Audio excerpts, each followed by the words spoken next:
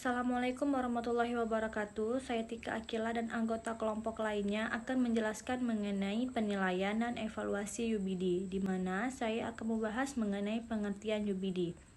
UBD adalah sebuah pembelajaran yang menekankan pembelajaran itu sendiri, yakni dengan cara menentukan tujuan pembelajaran, asesmen pembelajaran, dan langkah-langkah pembelajaran. Evaluasi dalam UBD ini merupakan penilaian yang terbuka dan penilaian yang berdasarkan unjuk kerja. Dalam UBD, kriteria yang digunakan dalam pembelajaran dapat mengukur keterlibatan peserta didik.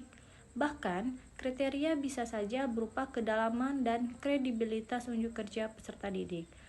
Poin selanjutnya akan dijelaskan oleh teman saya. Terima kasih. Selanjutnya, saya akan memaparkan tentang kemampuan menjelaskan.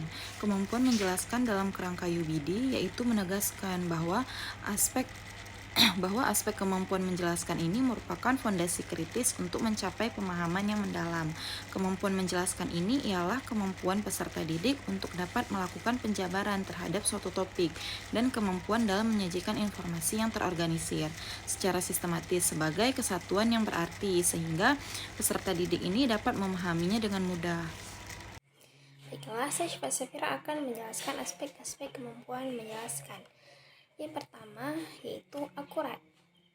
Akurasi dalam penyampaian informasi, di mana peserta didik perlu menyajikan konsep pengetahuan dengan tepat tanpa distorsi agar pemahaman yang terbentuk dapat sesuai dengan fakta dan prinsip yang diajarkan. Yang kedua yaitu koheren. Koherensi menjadi aspek penting dalam kemampuan menjelaskan, di mana peserta didik diharapkan dapat menyusun informasi secara logis dan terstruktur sehingga pesan yang disampaikan memiliki urutan yang masuk akal dan terhubung secara halus. Yang ketiga, justify, di mana kemampuan menjelaskan tercermin dalam UBD adalah kemampuan untuk memberikan justifikasi atau penjelasan yang dibenarkan secara rasional. Peserta didik diharapkan mampu memberikan bukti yang mendukung setiap pernyataan dan konsep yang dijelaskan. Yang terakhir adalah prediktif. Aspek prediktif sebagai keahlian dalam mengantisipasi kemungkinan pertanyaan yang mungkin muncul dari penjelasan. Peserta didik perlu memahami potensi kebutuhan tambahan dan penjelasan yang lebih komprehensif dan responsif. Sekian dari saya, selanjutnya akan dijelaskan oleh teman saya. Di sini saya akan menjelaskan mengenai kemampuan menafsirkan.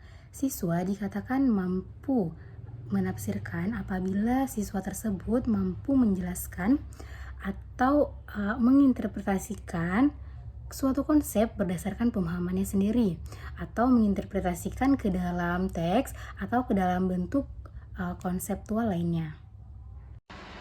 Selanjutnya ada aspek-aspek kemampuan menafsirkan. Nah, di sini saya akan menjelaskan ada berapa aja dan apa saja aspek kemampuan menafsirkan ini. Ada 5, yaitu yang pertama bermakna, artinya di mana siswa dapat dan mampu menghubungkan materi lama dan materi pembelajaran yang baru.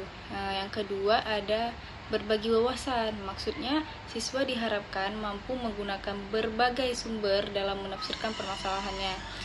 Nah, yang ketiga ada signifikan, artinya itu siswa diharapkan mampu menuliskan berbagai hal penting yang mereka ketahui, kemudian mereka menanyakan.